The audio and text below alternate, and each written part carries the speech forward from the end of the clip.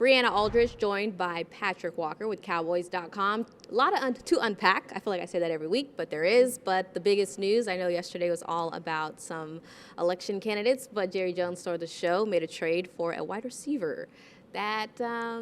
Let's just start with, how do you feel about this trade? We got Mingo in the house from Carolina Panthers. Yeah, former second-round pick of the Carolina Panthers, and it's a player that needs some work. He's got some potential there to contribute to the Cowboys, maybe as early as 2024, most certainly 2025 and beyond. This is as much of a future tense look as it is a present tense look. Fourth-round pick, a little rich for my blood, but the Cowboys felt highly about him coming out of the NFL draft, or entering the NFL draft, I should say. So they're hoping he can contribute. We'll see how soon that can take place for him. Mike McCarthy today saying, it's hard to see what he can do or how he fits in the system because he hasn't met the man yet. But I think the overall Twitter world just feels like you kind of said, the compensation for what fourth round is. This is the second time fourth round pick has gone out the window where you're not seeing the results. We got Trey Lance, who is the backup QB to a backup QB. So with that being said, how do you look at this team making that trade when you have coaches who are, no one's guaranteed to be next year? So it's like, okay, Mingo's here and he has projection, but who's going to be working with them? Like, what does that say about what they're doing? Well, it's a difficult situation, and I understand the thought process from fans because it's, like you said, it's the second year in a row that the Cowboys have given away a fourth-round pick, and Trey Lance has not been able to give them much for that fourth-round pick. And then you look at the fact that right now, going into Week 10, who's the worst rushing team in the league? It's the Dallas Cowboys. Go back to April, and they missed out on some running backs because they did not have the fourth-round pick, which is when the run on running backs occurred in April. So Cowboys fans are kind of traumatized by that, and they're saying, well, what might we miss out on in 2025 in the fourth round? Time will tell. But the Cowboys, again, they're hoping that this pans out. But you're right. You're talking about Mike McCarthy is not under contract beyond 2024, nor is Mike Zimmer on the defensive side of the ball. You have several assistants who are also in their final contract year. Again, it's a future tense move, the trade is, as much as it is a present tense move. But where's the line there? I couldn't tell you. We'll have to just find out and see what happens.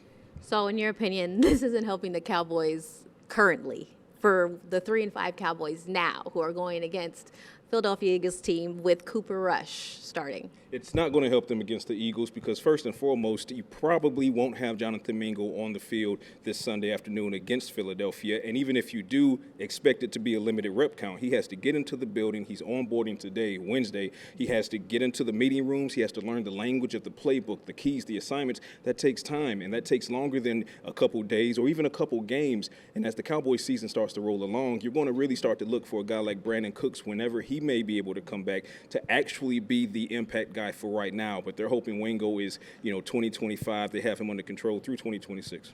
So let's get a little bit into the quarterback situation. Obviously, it's like when it gets bad, it can get a little bit worse for this team. Dak Prescott obviously dealing with an injury he sustained from last game. It was kind of a non-contact weird thing, but everyone saw like, oh no, it's not good. Ended up being worse than what they thought. He hasn't officially been placed on injured reserve. That is kind of the feeling it's going. Anyways, Cooper Rush is starting this game. Do you think there's a potential that maybe if the Cowboys drop a couple games, we see Trey Lance getting thrown in there? As it stands, well, first of all, when it rains, it pours. And that extends to the Cowboys as well. Now, when Dak Prescott went down with the hamstring injury that occurred on the throw in the third quarter against the Falcons, you were hoping that maybe it was a few days, maybe he'd miss the Eagles, but he'd be back for the Houston Texans. But he's an IR candidate now. It hasn't happened yet. They're still deciding if that's going to be the case, but he's going to miss multiple weeks. Be that 2 weeks, 3 weeks, or 4 weeks, we'll see how long that is.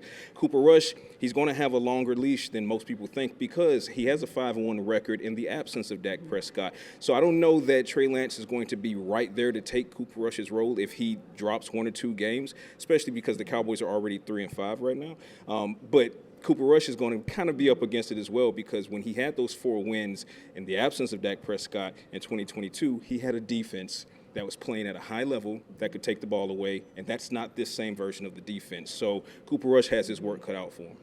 There's, like you said, when it rains, it pours, and it seems like the last couple losses or even earlier in the season when the Saints, the Ravens came in here and did their thing, the leaders of this locker room will tell us in the locker room, we have the guys. It's not coming out on film, but we have the guys. Do you think that is still, is that still believed in the locker room? It has to be believed. If you're in this locker room, you have to carry the belief that you are one of the 53 plus 17 guys on the practice squad who can turn this ship around and get the job done. If you are in that locker room and you feel differently, then you probably should not be in that locker room, because things are only going to snowball and get worse. Everything's working against you right now. The execution, lack of execution, the scheme is a problem on both sides of the ball to a certain degree. You lose Dak Prescott, you've lost Michael Parsons, DeMarcus Lawrence, the list goes on, and you're 3-5. You haven't won at home, and guess who's coming knocking? It's the Philadelphia Eagles. So right now is where gut check time for every single player in the locker room, and the leaders especially. Keep these guys rallied, and if you feel differently than that, you're probably a part of the problem. I like to end on positive news as much as where I can find it. Okay. I got to take a picture of Michael Parsons today, back on the field, limited fashion, as he said. But how big is that if he is able to finally? We say this every week because we had a conversation prior to maybe they're saving him for the Niners, right? That didn't happen. All right. At this point, we're just, okay, we don't care what team it is. But when he does come back, if like him being out there practicing today, limited fashion is a big deal regardless. At 3-5, your savings account is empty. Okay, you're out of savings. No one's being saved. DaRon Bland is not being saved. Michael Parsons is not being saved. These guys are quite literally working their way back from injury. DaRon Bland looks like there will be a little bit more time, but Michael Parsons, like you said, he was out there on the field. He looks good for the movement that he was doing in his warm-up and his rehab with Britt Brown. Expected to be a limited participant on a rep count today in practice. But like you said, it'll be huge for a Cowboys team that can't get consistently a pass rush against the opposition. They're going to need that against a mobile guy like Jalen Hurts, especially with Saquon Barkley and what he can do. Michael Parsons, as a run defender and as a pass rusher, is going to be needed. They have to have him on this field against Philly. So we're going to stay positive here for Michael Parsons, and then just everyone else stay healthy until we can get to the Philadelphia Eagles. A lot of positivity here for Patrik Walker, for Briana Aldridge.